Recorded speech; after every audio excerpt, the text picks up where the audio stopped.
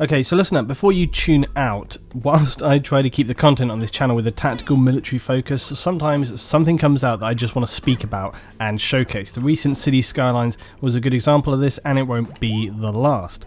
If you want even more of this style of content, check out my second channel, Looting Gaming, links are below.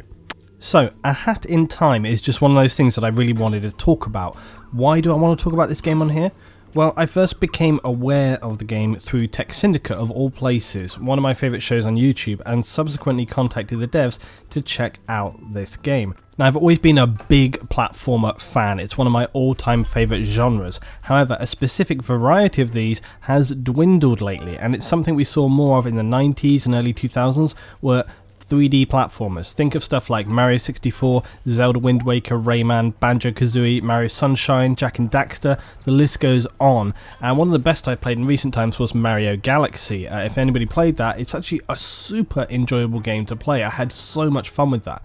And this brings us to A Hat in Time. It's an upcoming 3D platformer, and to give you an idea of how much people wanted this game made, it reached its Kickstarter goal in 2 days of $30,000 and then went on to amass a total of $296,360, so without a doubt, people want this to be a thing. The game follows your character Hat Kid, a young girl who's on her way home from travelling the galaxy. She gets intercepted in a place called Mafia Town, and losing her timepieces, which are essentially the ship's energy source, are scattered down onto the planet below, leading her, of course, to adventure to find all the pieces. As she fights and defeats enemies, they drop experience and items to unlock abilities, as do finding badges, which give her extra abilities in combat or movement.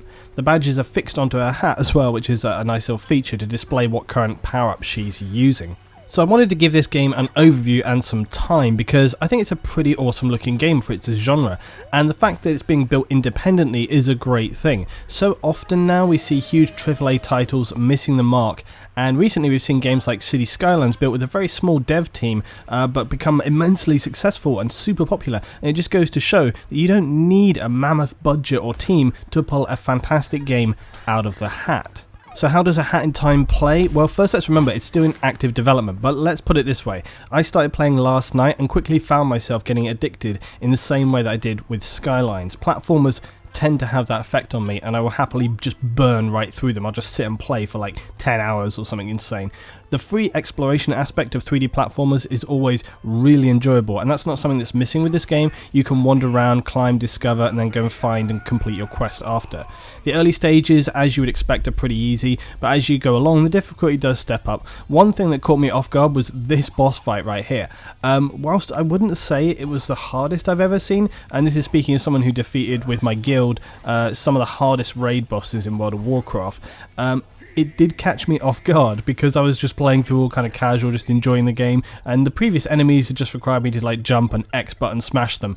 This actually needed a bit of good timing and to be ready to change up depending on what his pattern was going with. So it was good to see that they are actually throwing a challenge towards the player, and it's not just like a happy-go-lucky, bounce time through the game. You've actually really got to like pay attention at some points, and that's what, of course, what you want. You want a bit of a challenge with any game. So A Hat in Time, it's a great fun platformer, nice HD graphics, and it's an easy to pick up playstyle. If you, like me, are a big fan of these games, I suggest checking it out. One thing that's great about games like this as well is that if you're a serious gamer but you have kids, something like A Hat in Time is a wonderful bridge for you to play together on. It's kind of like so many modern animations now, it has something to appeal to everybody no matter really what your age. If like myself you just enjoy the fun 3D world, and more than likely there's probably some very heavy nostalgia in there for the games that you played yourself all those years ago, yeah, it's got that.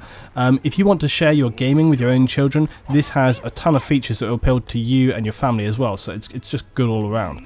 A Hat in Time will currently be available just for PC and Mac via Steam, and it's on their website right now to pre-order the full game for $20. If you want access to play it early on the beta, it's $40, and I know that's double, but the reason for the price difference is that that's how they originally listed it on their Kickstarter, so they kind of have to stick with that.